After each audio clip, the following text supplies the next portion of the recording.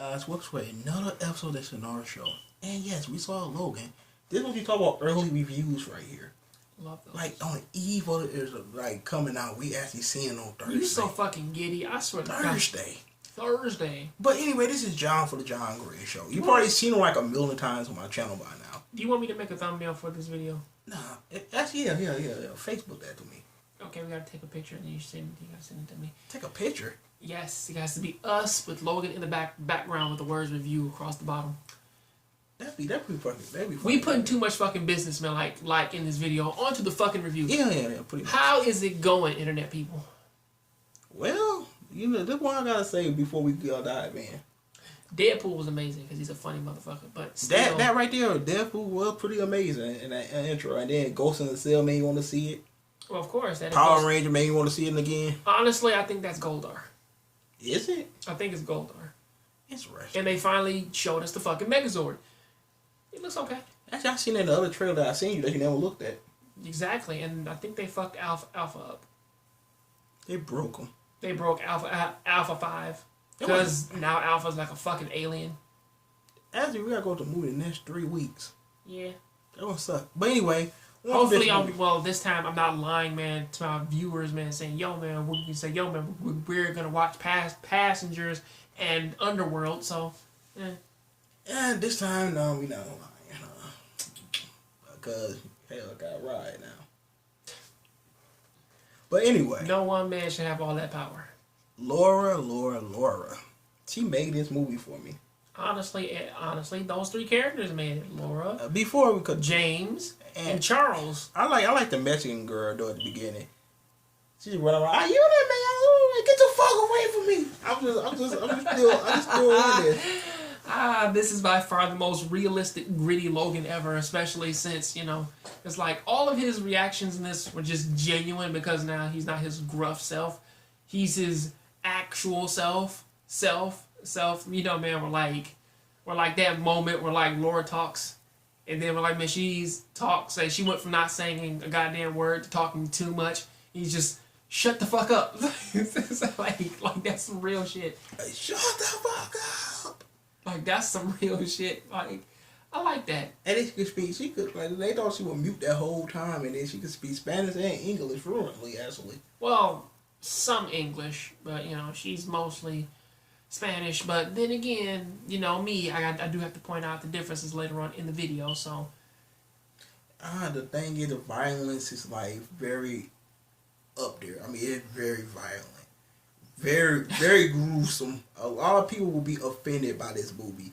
Because I remember people talk about Kingsman talk about, it's too violent. I don't really put something like that in there. Oh my god, it has to be that violent. They only said that, man, for basically, man, the ass fucking at the end of the movie. But no. That's what the movie itself was violent. You know how that church scene. Girl with the bladed feet. I like her. She split people in half. I know. Well, I wanted to date her. Stabbing people, cutting people, arms. I think that old girl who played in The Mummy. Which one? With bladed feet. I think so. Yeah. But anyway, back to Logan though, man. Even the little girl went in. Cause wait, wasn't that Randy Orton at the beginning? Did he cut Randy Orton's head off? Was that him? Nah. It looked like him. You mean Brock Lesnar? That was Brock Lesnar? No. He looked like him though. I thought he looked like Randy Orton a little bit to me. Randy Orton, man, like his body frame ain't that goddamn muscular. But man, she fucked everybody up. But either way, this is supposed to be a play upon the Old Man Logan story. A story that I do highly recommend everybody read. Because again, it's a very interesting thing of, well, yeah, the villains won. Whereas this one just kind of comes off like an Old Man Logan around that time, man, where Scarlet Witch just wiped all mutants, man, off the fucking planet and shit. So it's like, yeah, man, like in the next 20 years, mutants just died off like that. They never came back. And it's just, fuck, And now people kind of actually genetically create mutants. Create their own weapons, as that they have the DNA of some of the other mutants in there, recreating them and shit, which is where Laura comes from. The major difference is, though, is that they never actually call her X-23 in this. Actually they do, sort of, like that's her code, but like they misuse it. Because again, X-24 and X-23 are by far the only two who kind of resemble the comic book origins. Because the comic book origins is that They tried to clone Wolverine 23 times or 22 times, and all those fucking failed. And Laura was the only successful one, and she just happened to be female. You know, that's just sort of how that plays out. There was no X-24 in the comics, which, however, there was a Draken who was actually Wolverine's son, who was half Japanese. So, you know. I'm still on the whole damn situation of the black family getting taken out like that. I mean, why would they put an African American family right there? Because whenever there's a minority in a story where there's killing, they have to die. But yeah, you know, a lot of people complain about it. A whole lot of hillbilly got killed right after that. Yeah. So we can't complain about this. Thank you, Draken. Thank you for killing everybody. Yes, thank you. But man, I like the little young mutants too. I like a durability, like how old girl blended up old boy, whoever the fuck she was. When she did a fatality on him, man, like in Mortal Kombat 2. She blended him up though. She didn't blender him, dude. She did a Mortal Kombat 2 style fatality. She made a tornado with motherfucking sharp sticks or twigs and just cut them to pieces. I swear to God, man, I thought I saw like 7 rib cages and man, like and 2 skulls, man, just come out of nowhere. Like that's what his body is made out of, like Mortal Kombat 2. She killed the shit out that man. Yeah, those kids are violent, but which kind of makes you ask the question: if the whole plan was to just kill them, why the fuck did you make them? Why the fuck did you make them in the first goddamn place if the only reason why you made X-24 was to just have Wolverine? Why the fuck did you do that? These fuckers are idiots. But either way, you know. Everybody know Wolverine died at the end. Cause at the end of the movie, I was just sitting there like, also, he'll do just like that. He'll do just like that. Come right out. Also, a quick callback. Caliban was fucking amazing. You know. Caliban, the albino. Oh, that what his name was? Yeah. I forgot, but yeah, Caliban, you were awesome. Not gonna say they did kind of set things up for a sequel though, or at least to keep this going though. However, give or take, see, here's the weird thing though, is that I don't think they really understand Wolverine's healing factor. I think that they only just did put that in this film just because they kind of just wanted to kind of make it seem like that this was gonna be the last time what's name is playing Wolverine, which that as they've kind of already proven. They don't need Hugh Jackman in this film. They can just CG his face up onto like another Wolverine and just have some guy running in there like in a black, in a green suit stabbing people, you know. So most likely, old man Logan, he will come back because again, he has died before when he was eaten by the Hulk and then just regenerated like hours later and burst his way through his fucking stomach. So it's possible. We shall see, but he lost a lot of blood. Got fucked up at the end. Of course he did. I think they were trying to go with the adamantium poisoning for this one. Yeah. Because they're like, the adamantium is kind of killing his body because he can't heal as fast. But, you know, from as it stands though, is like, this one is kind of going with the same thing of like something slowing his healing factor down. It is not that he's old. I think it's just because that he has a lot of fucking stress on his mind. You know, like, all of your friends are dying. Mm-hmm. And, you know, like, you kind of have to see, like, one, and you're taking care of the last one. So I can see why his healing factor, it is slowing down, because he's not thinking about healing anymore. He's just beating himself up. And, Professor Xavier got dementia or something like that? He's having seizures. He's having seizures with, like, slight cases of dementia and shit, of him forgetting who Logan is and shit like that. So, you know. Like, so it's getting to that point where like he's having these seizures, man, like in fucking public places and nobody can breathe and shit. So it's like, well, fuck, like how, like fuck, like what can we do to stop him? Gotta shoot him in full of these drugs. That's the only way to calm him down. Man, it was pretty sad to see him go too. So many people died in this movie. It was like X-Men 3 all over again, man. Yeah, I know. But X-Men 3 was just more or less like you just killed them off for the sake of killing them off. This one, they died off in way more tragic, more natural ways. Because when Professor Xavier died, you're like, oh shit, like I wasn't expecting that because he was still alive in the car, you know. Then And then there was that whole thing of like when Logan died, it's like you kind of didn't expect him to die there, or at least him to seemingly die there. I mean, the old girl calling him Dad. Just, Daddy! It just almost cried, man. Of course, because he actually accepted her as his daughter. However, again, you saw Wolverine and the X-Men. Yeah. Who was still walking around, man, like a man in all the apocalypse? Wolverine was. With X-23. Was he too in that cartoon? Yes, you was. Remember when he saved Charles in the future and shit? They like he had they had multiple X-23s in that one. I know what you're talking about. They had 4 of them instead of just the one. So you know. It was a sad movie. But then again, it did give me something that I kind of always wanted. How did the Mexican girl die? Her? She shot herself. Oh. But there is something that I always wanted to see in this movie. It did give it to me as a longtime Wolverine and Laura fan. Is that they actually gave me a moment where it's just those two just interacting together. Because again, like they rarely put them both in the same fucking story.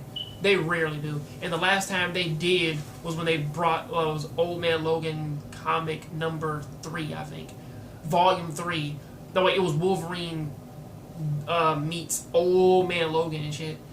You know, where like, oh snap, man, like man, Wolverine's already dead. Are you actually Logan? He's like, yes, I am. I'm Logan from a different universe. So you know, it's kind of cool. One thing about the movie that I liked, though, to be honest with you, was the pure action. I mean, it kept at the edge and shit. Every time they just went into something like a crawl, and it just, ooh, shit. You know, like, you know what I'm saying? It actually made you like Logan more and Laura a lot. But then again, this gritty tone. But then again, I will say this hands down, no bullshit. This is the closest thing to a Last of Us movie that there will ever be. You know what? You're right. It is close to the Last of Us. This is the closest thing to a Last of Us film that will ever be. Like Joel. Like this is the closest thing that it will ever be. I mean again, like she acts a lot like Ellie. He acts a lot like Joel. This is the closest thing that we will ever get to it, and I fucking like it. It did deserve that 9.7 it got for IGN. Listen, IGN is fucking assholes with that shit because again, when you look at it, they basically gave it a fucking 10. But it's one of those things where I want more. You know, because it always gets to that point to where that the series is so fucking good to where that you just want more. Fuck you, Jerry Seinfeld. Fuck you. But anyway, you know why I say fuck him? Yeah. Because he was the guy, man, who actually convinced Hugh Jackman to not play Wolverine anymore. Why? Because I think he said he's been doing it for too long. He's 50 and he needs to move on to other shit. But again, it's like if they like it, tax cut or not. And it's a fun thing to work on. See, I can get Patrick Stewart because he's old. So, you know, like, you can't keep doing this shit with him, of course, because he's old. You know, but even if Hugh Jackman is 50, you know, or like he's going on 50, like, if you're still making good stories with this character, then do it. Right. You know, I mean, fucking what's his name's doing it? Who plays Iron Man? Robert Downey Jr. He's fucking doing it, and he said that he wasn't gonna play Iron Man for like every single time he gets done with a Marvel film or Iron Man film. He's like, I'm never gonna do that ever again. Then comes back and plays the character again. Like, he is Spider-Man right now. I know. He always says that shit. He's always like, I'm never gonna play Iron Man ever again. And then he go back and look at that bank account like, you know what? Maybe I might do it one more time. But anyway, you got any final thoughts though, man? Go see this movie. Go fucking see it because it's amazing. We are gonna go see Chronicle 2, man, like in 2 weeks. So you know. Power Rangers. Yeah. Oh, okay. I'll make sure I have spoilers up in there, but it's for somebody that didn't watch this movie that went into this review. Well, technically, we didn't drop any spoilers, really. Well, in a way, we did. The only thing we talked about, man, was basically the whole movie. So there is no spoilers. Motherfucker. Go ahead, John. Finish it off. But either way, this is a spoiler-heavy video. Sorry for putting this at the end. But then again, here's they're gonna be right there in the title. Of course. However, this film is really good. Go see it, watch it, and it makes you want more. by far the most interesting thing that has happened to Logan in the longest while, or James Howlett, because he's going by his actual name in this film, is that it's actually a really good ass movie, and it just touches kind of up on that thing that they kind of neglect to put in most of their other Marvel films. Not necessarily the funny, not necessarily the crazy personality, but just the stakes of the situation of saying, okay, they're getting old, they're dying, and how can they just cope with that shit? Right. You know, and also Logan going back to being a good person, because again, he's not evil in this, but at the same time, it's like you kind of don't want to do the right thing sometimes. It's like sometimes you gotta do the right thing, and it kind of touches on that wonderfully, and also upon the whole thing of, yo man, that's not my baby. Yes, it is your baby, nigga. You better take responsibility. That's so it's kind of good for that shit. But until then, though, I do recommend this film. Go see it, and it's really good. And also, if a 10-year-old girl shows up at your door, looks like you, and does the exact same shit you do, that's your baby. Don't fucking close the door, man, in that girl face. Take her in and give her a sandwich, okay? Go in the kitchen and make her a grilled cheese sandwich. All right, we'll catch you next time. All right. Have a good one. Oh yeah, and check out John the Gray Sword. The nutrition. I almost forgot about that. Give you your little thing there. A little plug. Also, go in the kitchen after this video and make yourself a grilled cheese sandwich. All right, up on us. How about eat some chicken? Have a good one. Fat ass bastard.